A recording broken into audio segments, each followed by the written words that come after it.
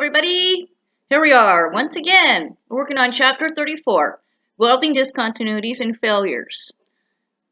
So as always, if you guys are having a hard time, problems, questions, you know what? Don't be afraid to reach out.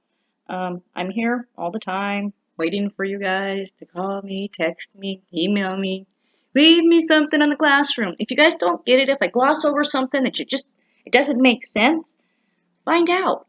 No, just take it out, whatever. Okay? So, what we need to start with is, when does a discontinuity become a defect? It becomes a defect when it exceeds the code or standard. Okay, so we're going to work on what is a discontinuity. So really, when a discontinuity, exceeds the code or standard, it becomes a defect. So here are different types of defects according to different types of codes. Okay, this one's API 1104, this one's API 650, and this is ASME Section 1. 90% of what we look at, cracks are not allowed. API 1104 makes one exception, and that's for a crater crack with less than a length of 530 seconds. Okay, that's it. Okay.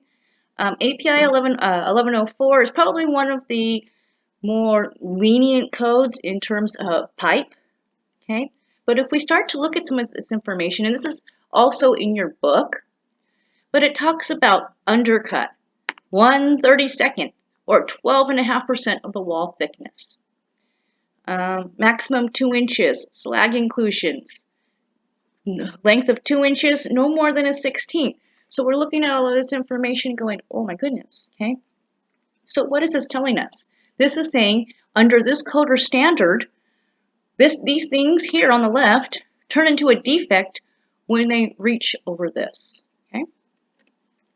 All right, onwards. We're probably going to have to split this into two different videos. It might be a little long, so let's see how we're going today, okay? So really, when we have a discontinuity changes the stress and really reduces the area that's going to support the load. Really, in a nutshell, okay? What happens is it doesn't allow the stresses to kind of roll over the area that it's supposed to be designed for. Remember, there are welding engineers and engineers out there that design something to hold a specific load, and if it's not done correctly, it affects the way the load is carried, which means we can also lead to premature failure. Okay, so remember how I tell you, hey guys, it's really important to pay attention to your contour.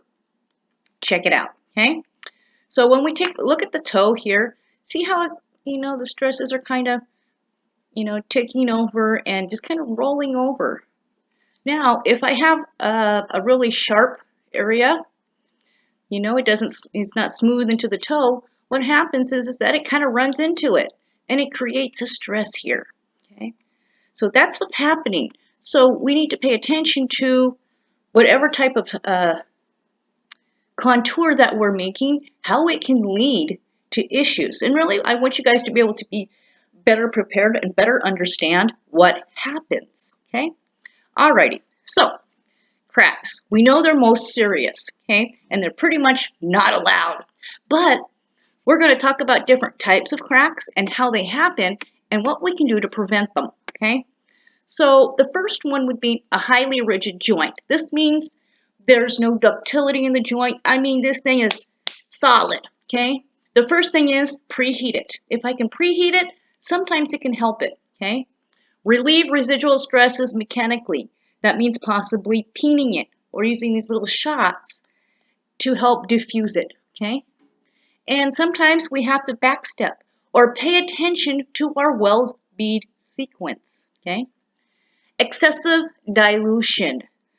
Dilution normally occurs when we have dissimilar materials, and we'll talk about that later, but it means it's diluting to the point where it's not helping, okay? So usually you need to weld with a different electrode. Defective electrodes. Well, that means taking that whole batch, tossing them, and making sure, hey, everything's right, okay? Poor fit up.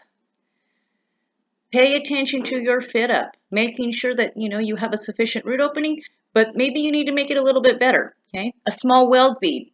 Maybe your electrode slide is too small. Maybe you need to turn it up, or go a little bit slower. High sulfur base metal. Well, then we want to combat it with the low sulfur filler metal. Angular distortion. When they talk about angular distortion, this is where your metal twists. And I know you guys have seen this, especially doing T-joints on both sides, okay? So that means balancing out how you weld on both sides of the joint, paying attention to bead sequence. Crater cracks. Making sure you fill your craters, okay? Hydrogen in the welding atmosphere. Well, let's think about this really quickly. Hydrogen is in, you guessed it, water. So if it's a really moist day, it's raining, really high humidity, you're probably going to want to preheat. Preheat's going to pull all of that water out of your material. We also want to use low hydrogen processes, okay? And maybe we need to also post heat to help it. Hot cracking. Hot cracking is normally going to happen in like nickel and nickel alloys. So we're going to have to maybe change the heat input, make it not so hot. Maybe I only make smaller layers, and maybe I just need to change the base material all over. And that's not something that you as the welder would choose, more like the welding engineers, like this isn't working, okay? Low ductility. What do you mean? Low ductility, it's not stretchy, it's not moving. Preheat helping. Sometimes they also anneal, and kind of, need to weigh the situation. High residual stresses. Well, maybe we need to change the way the bead's applied. Maybe there needs to be some stress relief or heat treatments, and maybe they just need to redesign the whole thing, okay? High hardenability means that type of material that they're using is getting too hard for what they're doing, so that maybe they need to heat treat or preheat, okay? Brittle faces in the microstructure. This means that they're getting things like glass in between. So we may need to put a specific solution on it before you weld it. Okie dokie. Next. So when we look at cracks, cracks are classified as their orientation on the weld. So let's talk about it. Transverse, okay? It goes over the train tracks, it goes over the weld. Longitudinal means it goes the long way. A toe crack is a cold crack, and it happens to be on the, you guessed it, toe. Okay. Under bead cracking, that's a cold crack. Root crack, that's a hot crack. Okay, and then throat cracks. Throat cracks can really start with some really fun stuff. So maybe I get a root crack, and then I say, you know what? Not a big deal. I can take care of this. And what do I do when I take care of this? I'm just going to weld over it. Well, what happens is that after I put a bunch of passes on here, it still can crack and propagate through all of that. So this is what they're saying, that the throat crack can actually go all the way through the material. So no, what happens when we get a crack? Yeah, fire? No. Well, maybe. What we need to do is go, okay, where's this crack at? How far is it going? Then we need to take a little teeny tiny drill, and we need to drill the ends of our crack. Now, why would we want to do that? Well, when we drill the ends, like maybe we drill right here, a little teeny tiny hole and a little teeny tiny hole, it stops the propagation of your crack. Because that can also go in, your crack can actually go into your base material, okay? So it stops the crack from cracking. For some reason, the crack will only go around the circle and keep going around the circle, and it changes the stress of the crack, okay? Then after that, what do? Well, generally, if I'm working for somebody, I go to the boss, I say, hey boss, I'm getting cracks. They usually have a repair procedure, but if you're working on your own, you drill it out, and then you gouge out that bead, and then you need to reassess the situation. What's happening here? Is it high stress? Do I need to preheat? Do I need to post-heat? You're going to kind of go down the list, okay? And then you're going to decide, okay, we're okay, let's try this again, okay? All right, crater cracks. These are probably the most common cracks that I see. Ultimately, I stopped my bead without filling it in. When I do that, it starts to make catching on these stresses right here and right here, and it cracks it apart. A runoff tab. Ah, these are wonderful, guys. Whether you're in the field or whether you're taking a test, use a runoff tab. Where are our two areas of failure for our weld? Well, that's going to be the beginning and the end. Why?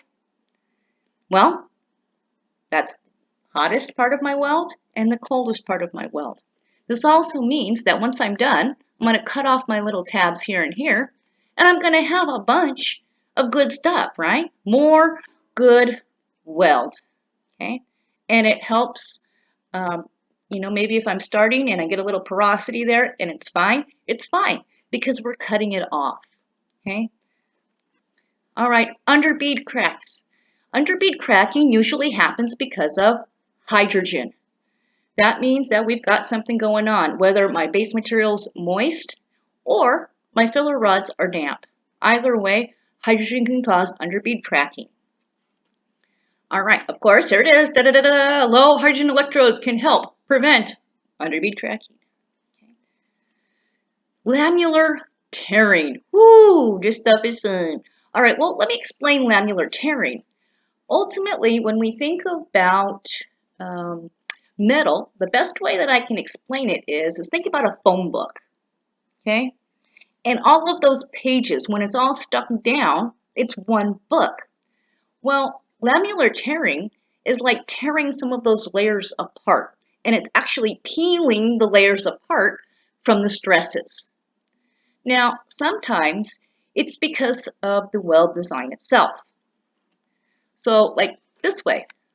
So if we see, we had something designed like this, and we're getting lamellar tearing here.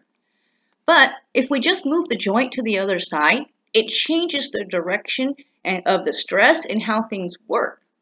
Makes it kind of simple, huh? All right, guys, part 2 in just a little bit. Take care.